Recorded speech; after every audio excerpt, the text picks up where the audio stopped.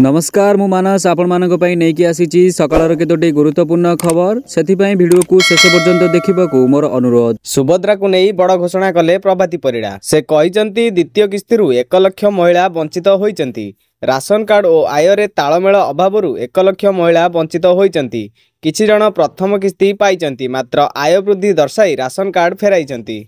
प्रभाती आहुरी कहिसंती जे किए गाड़ी किणिछि तो किए 5 एकर जमी न थाई मध्य अधिक धान मंडी रे देइचंती।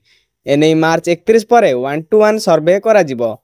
राखी पूर्णिमा रे वंचित योग्य हिताधिकारी को द्वितीय किस्ती मिलिबो। मार्च 31 पर्यंत जेउ माननकु 21 वर्ष हेउथिबो सेमाने आवेदन करि परिबे। परवर्ती खबर ग्रीष्म प्रवाह को नजर रे रखी राज्य सरकार को घोषणा।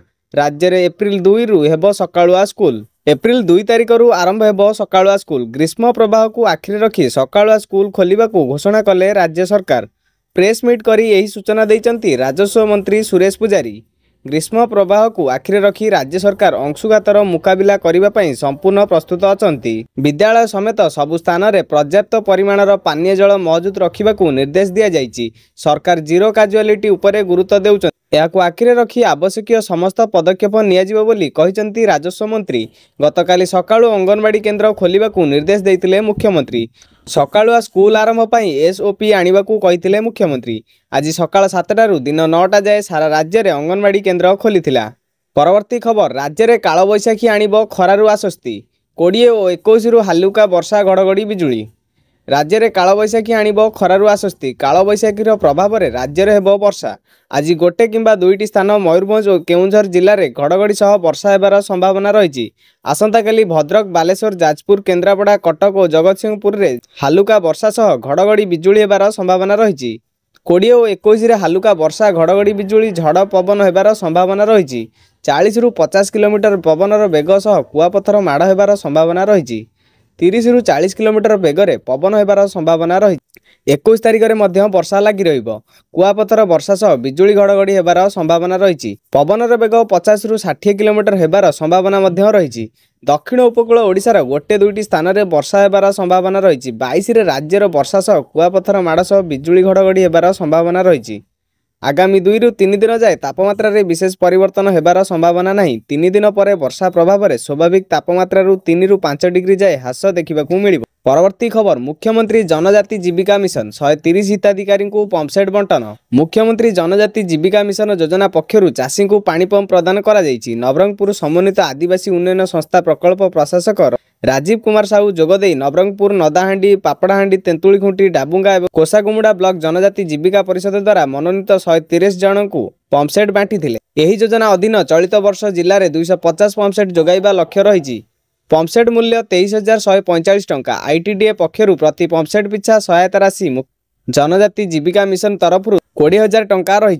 से हिसाब रे प्रति हिताधिकारी को मात्र 3,145 टंका पैठ करने को पड़ुछि। आईटीडीए नवरंगपुर मुख्यमंत्री जनजाति जीविका मिशन योजना माध्यम जिलार 194 राजस्व ग्राम आदिवासी मानक सामूहिक विकास पई विभिन्न जीविका निर्वाह प्रकल्प मान कार्यकारी करुछि बोली सूचना दिया जायछि। कार्यक्रम को आईटीडीए प्रकल्प प्रबंधक गोविंद कुमार परिचालना करथिले। परवर्ती खबर राशन कार्ड फेराइथिबा परिवार संख्या 87,844। राज्य में 23,138 जन अयोग्य हिताधिकारी राशन कार्ड फेराइले। विधानसभा रे लिखित उत्तर रखिछंती खाद्य जोगाण और खाउटी कल्याण मंत्री कृष्णचंद्र पात्र। गृह रे लिखित उत्तर रखी मंत्री कहिछंती राज्य में 23,138 जन अयोग्य हिताधिकारी राशन कार्ड फेराइले। राशन कार्ड फेराइथिबा परिवार संख्या 87,844 बोली मंत्री कहिछंती।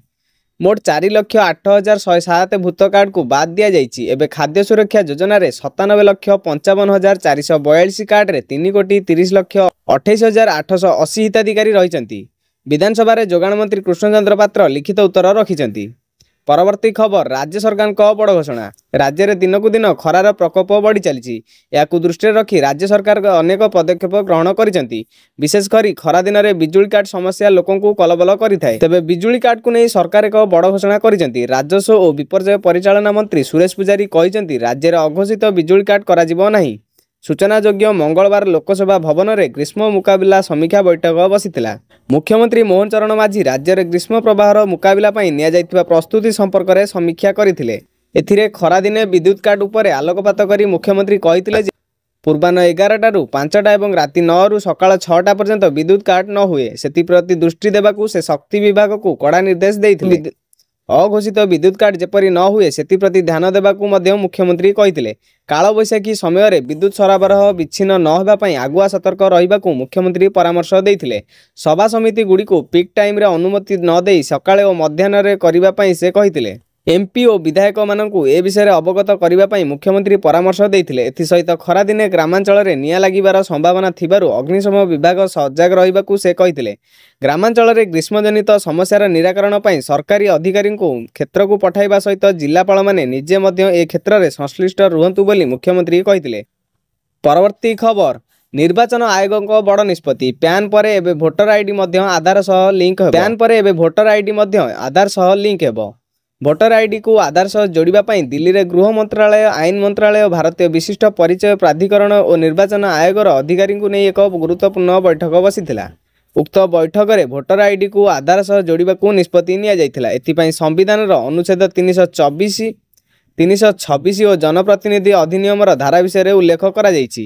ଏହି ଦୁଇ ଡକ୍ୟୁମେଣ୍ଟକୁ ଯୋଡ଼ିବାକୁ ଅନୁମତି ମିଳିବା ପରେ ଏବେ ଆଧାର ଓ ଭୋଟର ଆଇଡି ଇପିଆଇସିକୁ ଯୋଡ଼ିବାର ରାସ୍ତା ପରିଷ୍କାର ହୋଇଯାଇଛି। ଏହା ପୂର୍ବରୁ ସରକାର ପ୍ୟାନ୍ କାର୍ଡକୁ ଆଧାର ସହ ଯୋଡ଼ିବାକୁ ନିଷ୍ପତ୍ତି ନେଇଥିଲେ। ନିର୍ବାଚନ ଆୟୋଗ 1950ର ଜନପ୍ରତିନିଧି ଅଧିନିୟମର ଧାରା 326 ଓ ସର୍ବୋଚ୍ଚ ନ୍ୟାୟାଳୟଙ୍କ ସମ୍ବନ୍ଧିତ ନିଷ୍ପତ୍ତି ଅନୁସାରେ ଇପିଆଇସିକୁ ଆଧାର ସହ ଯୋଡ଼ିବାକୁ ପଦକ୍ଷେପ ଗ୍ରହଣ କରିବେ। ସିସି ଜ୍ଞାନେଶ କୁମାରଙ୍କ ନେତୃତ୍ୱରେ ନିର୍ବାଚନ ଗୃହରେ ବହୁ ଅଧିକାରୀ ଓ ଟେକ୍ନିକ ବିଶେଷଜ୍ଞ ବୈଠକରେ ସାମିଲ ହୋଇଥିଲେ।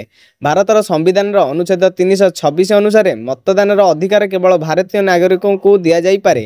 ଆଧାର କାର୍ଡ କେବଳ ଜଣେ ବ୍ୟକ୍ତିଙ୍କ ପରିଚୟ ସ୍ଥାପିତ କରିପାରେ। ଆଗାମୀ 3 ମାସ ଭିତରେ ନକଲି ନମ୍ବର ଥିବା ଭୋଟର ଆଇଡି ପାଇଁ ନୂଆ ଇପିଆଇସି ନମ୍ବର ଜାରି କରାଯିବ ବୋଲି ନିକଟରୁ ନିର୍ବାଚନ ଆୟୋଗ ନିଷ୍ପତ୍ତି ନେଇଥିଲେ। ଦର୍ଶକ ବନ୍ଧୁ, ଭିଡ଼ିଓକୁ ଶେଷ ପର୍ଯ୍ୟନ୍ତ ଦେଖିଥିବାରୁ ଆପଣଙ୍କୁ ବହୁତ ବହୁତ ଧନ୍ୟବାଦ। ଆମ ଭିଡ଼ିଓଟି ଯଦି ଆପଣଙ୍କୁ ଭଲ ଲାଗିଛି ଭିଡ଼ିଓ ଗୋଟେ ଲାଇକ୍ କରନ୍ତୁ। ଚ୍ୟାନେଲରେ ନୂଆ ଥିଲେ ଚ୍ୟାନେଲକୁ ସବସ୍କ୍ରାଇବ୍ କରି ପାଖରେ ଥିବା ବେଲ୍ ଆଇକନକୁ ଅଲ୍ରେ ସେଟ୍ କରନ୍ତୁ, ଯାହାଫଳରେ ଆମର ଲେଟେଷ୍ଟ ନ୍ୟୁଜ୍ ଆପଣଙ୍କ ପାଖକୁ ସର୍ବପ୍ରଥମେ ଯାଇପାରିବ। ଜୟ ଜଗନ୍ନାଥ।